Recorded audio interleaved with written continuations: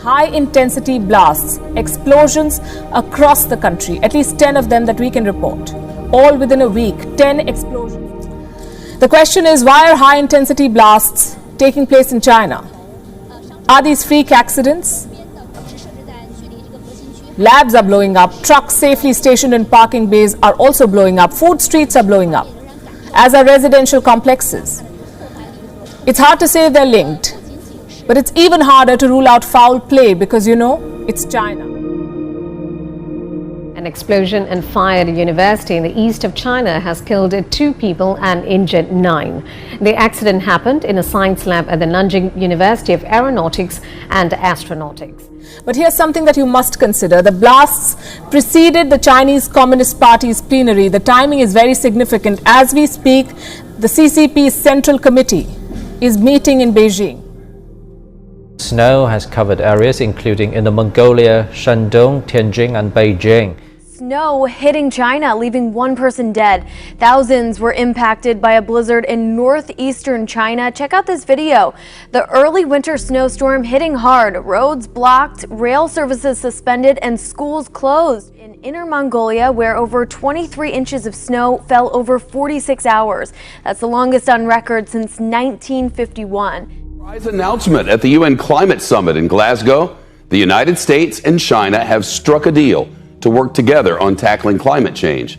U.S. climate envoy John Kerry praised the agreement as a step in the right direction.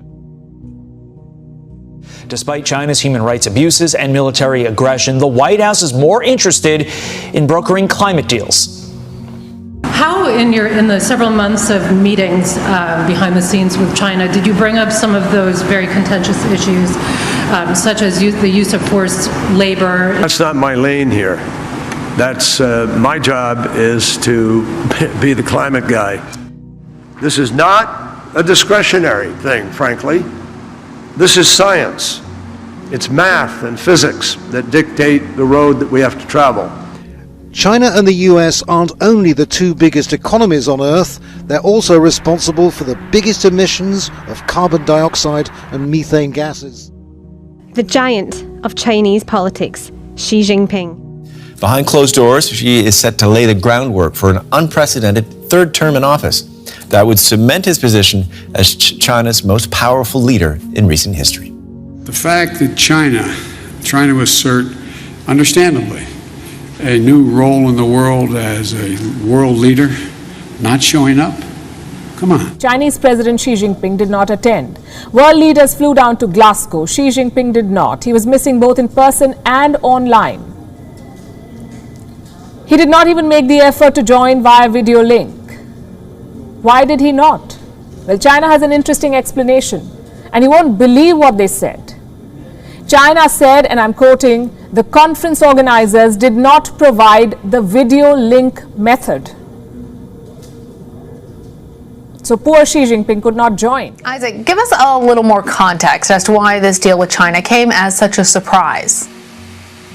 Relations between the United States and China have been, in a word, terrible over the last 6 months since Biden took office and even before.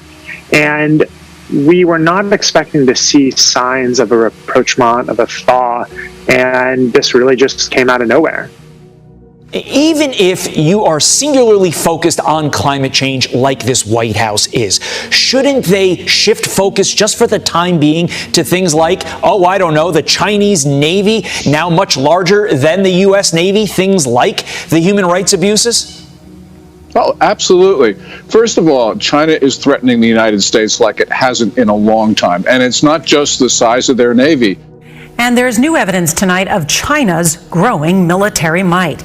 It's happening on multiple fronts and fast. So he has an enormous amount of power, and he's structured the government in such a way that he has created a lot of these small committees, or small standing committees as he calls them, and he chairs most of them. So he really is at the center of every major decision.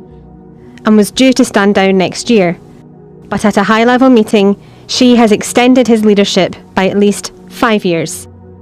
The Central Committee of the Communist Party passed the historic declaration at a plenary session in Beijing on Thursday, effectively changing the constitution. Now, one thing that's interesting that we're expecting to happen is that President Xi Jinping and this plenum is going to unveil something called a historical resolution. Now, what is that? In 2018, China scrapped the two-term limit on the presidency, giving Xi the right, in theory, to remain in office indefinitely. Thursday's resolution puts that amendment into practice. Critics have been saying that we could see the return, satirical here, the return of some kind of emperor to Beijing if Xi Jinping was able to take a third term and beyond. We are witnessing a strategic breakout by China. Their explosive growth and modernization of its nuclear and conventional forces can only be what I describe as breathtaking. And help China make new contributions to Africa and the world's peace and stability. We've got only a minute left. Big picture. You say China is in trouble, and you worry that this wounded animal could be particularly dangerous to us. Why? Well, first of all, you've got simultaneous crises. You've got a stagnating economy, the rolling power outages, COVID-19 outbreaks, which are accelerating, food shortages, a restive population, deteriorating environment. I think that Xi Jinping is going to look for an enemy. Mao Zedong did the same thing in 1966, but he couldn't plunge the world into war. Xi Jinping, because of that large navy that you talked about, he can do that. But President Xi Jinping, according to China's official news agency, called for the Chinese military to break new ground and said China's capabilities have been enhanced by leapfrog development in equipment and weapons. Last August, China conducted a hypersonic test that the chairman of the Joint Chiefs compared to the Russians beating the U.S. into space. I don't know if it's quite a Sputnik moment, but I think it's very close to that. And it has all of our attention. It's the most significant public acknowledgement by a senior U.S. official that China conducted 2 tests of a hypersonic missile system this summer. Tests which were first reported by the Financial Times. We don't know about climate action, but China's moves in another department are real and dangerous. Beijing is in the middle of an unprecedented nuclear buildup. How do we know this? Because of satellite images. Hundreds of new ICBM silos under construction. A massive buildup which has forced the Pentagon to drastically revise the number of nuclear warheads China is adding to its arsenal. Richard, I mean, first of all, this is a game changer in terms of these weapons, what they're able to do, and how the U.S. response would change as well. I mean, basically, the general's saying, we're not ready for this. We're not ready for this. It has the potential of changing the balance of power between the United States and China. It's an astounding pace. Have the Chinese ever done anything like that before? It's far beyond what they have ever done in the past. Nuclear warheads could also be loaded on hypersonic missiles, which are harder to detect than ICBMs. China already has the world's largest armed forces, over 2 million strong.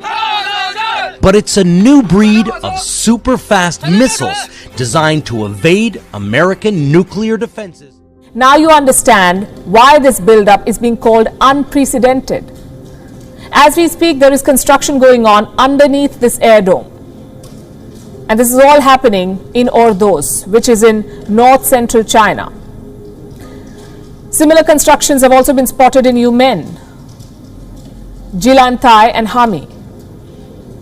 What exactly is happening in all of these places? The Federation of American Scientists says it's a top secret and highly sensitive construction program, their words. Reports say these silos are intended for missiles. There are at least 300 such silos under construction in China, 300. All of this is part of the PLA's modernization program. What's interesting is that Beijing has neither confirmed nor denied any of these reports.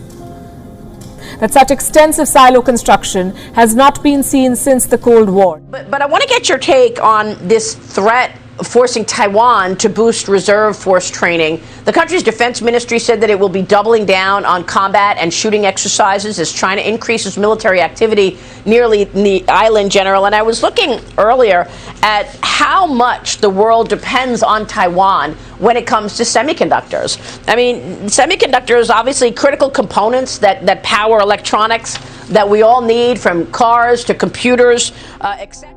I think what the Chinese are undertaking at the moment is a rapid military modernization and expansion with the aim being to be in a position later in this decade to be able to use military force against Taiwan. That is the critical mission at the moment for the Chinese military. Prepare for that conflict that could potentially occur in the second half of this decade. At the same time, as they're developing these conventional military capabilities, they're also expanding their nuclear capabilities with a substantial expansion in the number of nuclear warheads and missile systems. What are your thoughts on all of this? This military activity near the island, what the U.S. is doing as well? Well, President Xi has made an objective of his regime for reunification, to take control of Taiwan. And believe me, we are still behind. The balance of power in that region, Maria, as you know, has shifted militarily to China. That is a fact, and it's undeniable. They also eventually want to be the #1 military globally in the world. That's not the case now, but in the region, it certainly is the case in terms of available forces in that region. But what the public notices, first of all, is an increase of personality cult. In the recent weeks and months, the state media have exaggerated their praise of Xi Jinping. It became almost absurd. I mean, it's comparable to the rhetoric of the North Korean regime almost. His message is that China is a superpower and the rest of the world better know it. The Chinese people will never allow any foreign forces to bully, oppress or enslave us. Anyone who dares try to do that will have their heads bashed and bloodied against the Great Wall of Steel, forged by over 1.4 billion Chinese people. Have you heard of this? Blasts in China. You may not have, because Beijing is making sure most media do not report it. It is hiding high-intensity blasts, explosions across the country, at least 10 of them that we can report. All within a week, 10 explosions, 10 bomb blasts in one country in less than a week. And this is not Yemen we are talking about. We are talking about China. What's happening there? The first one was reported on the 21st of October. It happened in the Liaoning province. The blast took place at a hotel. It was high intensity. 5 people died, 47 others were injured. One day later, there was another blast, this time in Inner Mongolia. The blast was reported at a chemical plant. Again, it was high in intensity. 4 people died, at least 3 others were injured. 2 days later, there were 2 more blasts. One in the Wafangdian city, another in Nanjing. The second one was at a university lab, a laboratory. It wasn't one of those chemical experiments gone wrong or a test tube blast. This blast killed people, at least 4.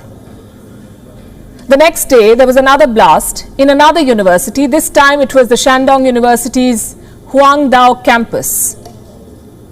An explosion rocked the North Gate. Nothing has been reported on the deaths or injuries yet. A day after this blast, there were 3 high-intensity blasts in 3 Chinese provinces. The first one was in Shandong. Some trucks parked in the province's Zibo city mysteriously blew up. Some said the blast was so strong that people staying 20 kilometers from the blast site felt terrified. They felt the impact. The same day, 2 more explosions rocked Guangdong and Jiangxi. On the 27th of October, another blast rocked Guangdong. Now, we don't know very much about where exactly this happened or how many people were injured or killed, if at all. But we do know that on the same day, a blast also ripped through the city of Tianjin. So that's 10 blasts that we've counted so far. 10 blasts, 13 deaths, and many more injuries in just 7 days in China. And that's just on paper. It's hard to tell how much worse this story is. That people in China have a lot to complain about right now. China's zero COVID strategy has fallen flat, for instance. The country is in the middle of a Delta outbreak. And this is being called the worst outbreak since Wuhan, since last year.